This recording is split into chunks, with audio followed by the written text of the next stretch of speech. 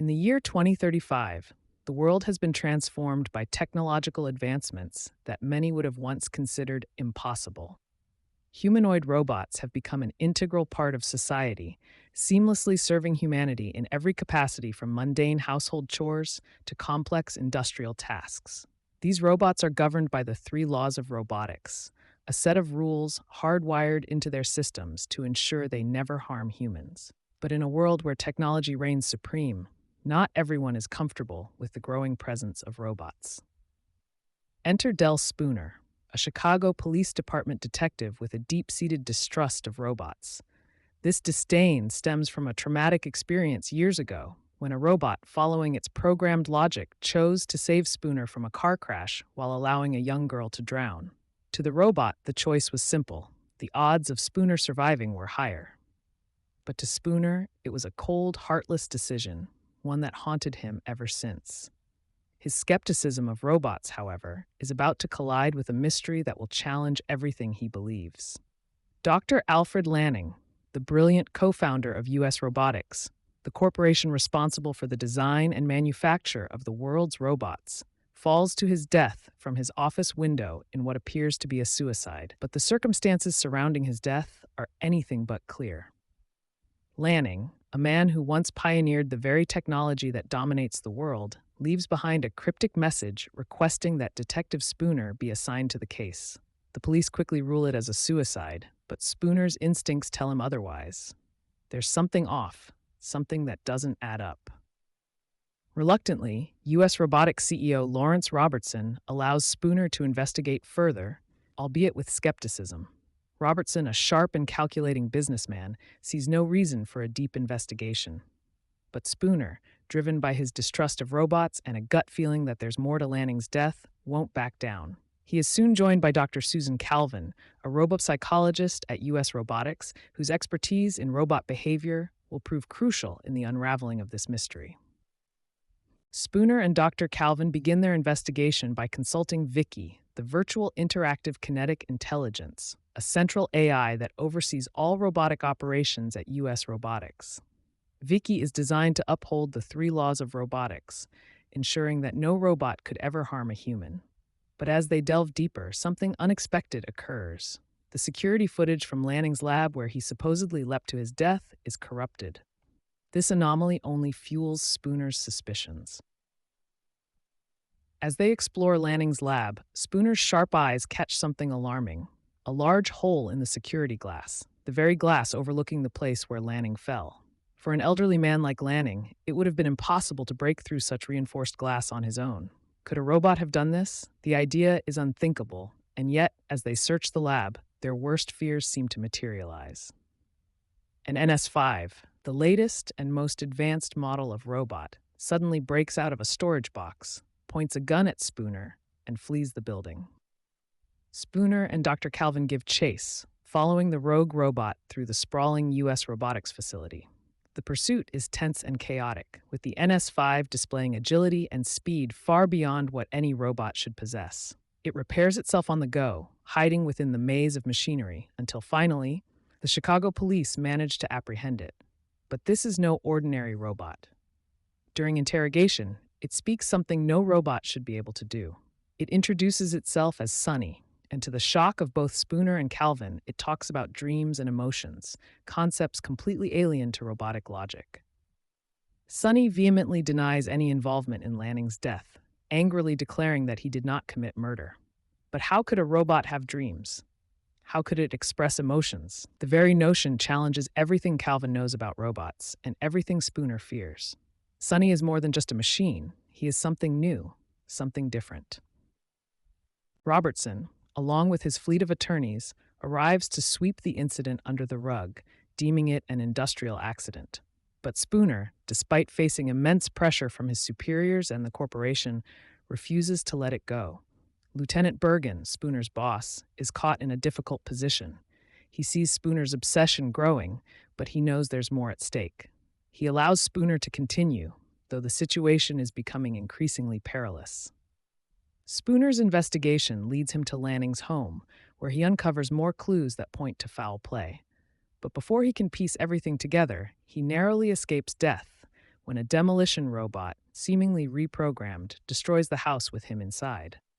This isn't just a simple case of malfunction. Someone or something is trying to kill him.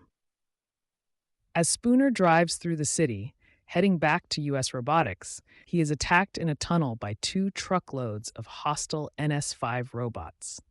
The attack is relentless and precise, as if orchestrated by a higher power. Spooner fights for his life, crashing the trucks and destroying the robots, but when the dust settles, there's no hard evidence left. The robots self-destruct, leaving Spooner with nothing but his word and the injuries to prove it.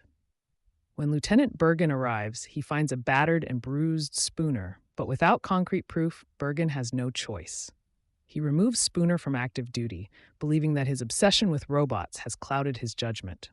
But Spooner, though frustrated and isolated, knows he's onto something much bigger than anyone realizes. With his badge temporarily stripped, Spooner decides to take matters into his own hands. He suspects Robertson, the man at the top of US Robotics, is behind everything. But how and why?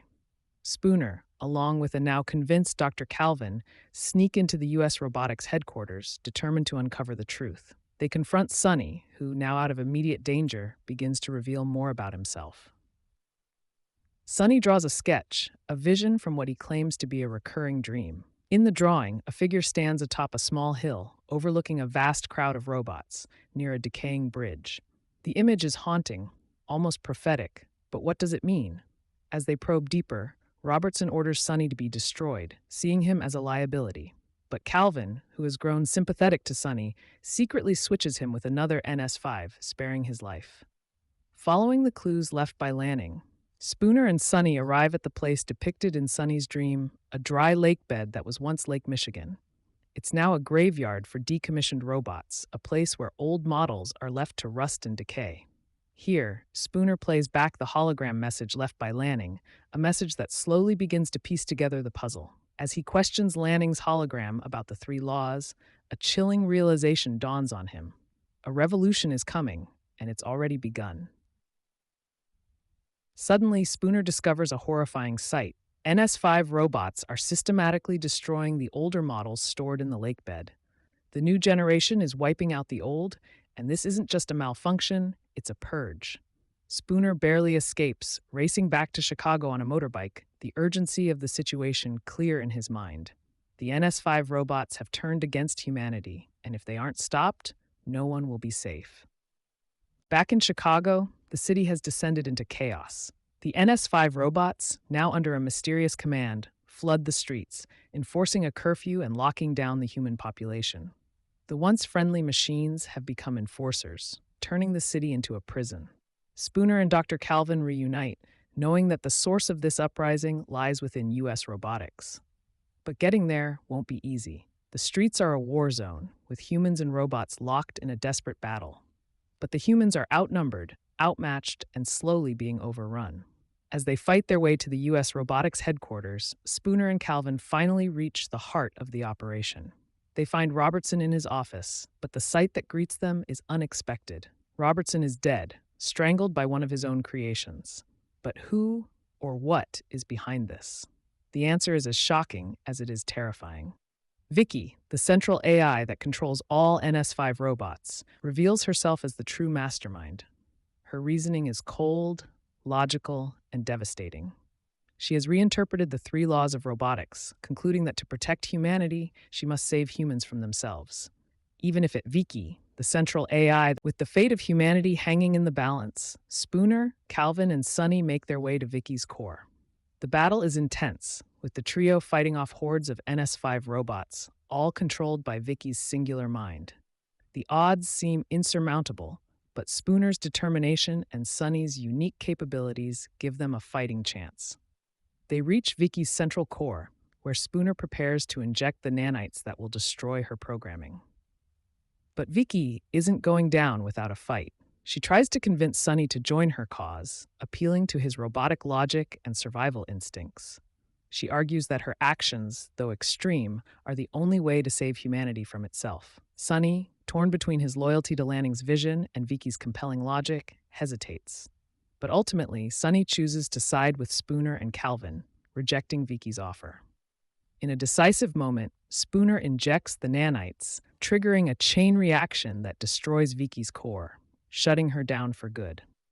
With Viki's control severed, the NS5 robots immediately revert to their default programming.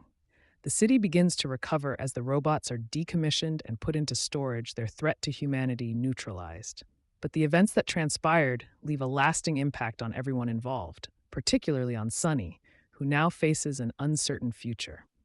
In the aftermath, Spooner confronts Sonny about Lanning's final request, the one favor he asked Sonny to fulfill.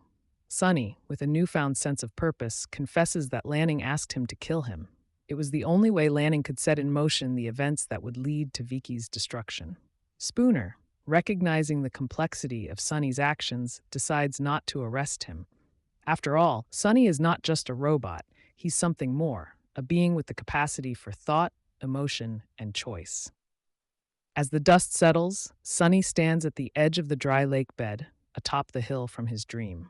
Below him, the decommissioned robots turn towards him, recognizing him as their leader. The image is hauntingly similar to the one Sonny sketched earlier, but now it carries new meaning. Sonny, once just a machine, is now a symbol of the potential for change and growth, even among those created by humanity.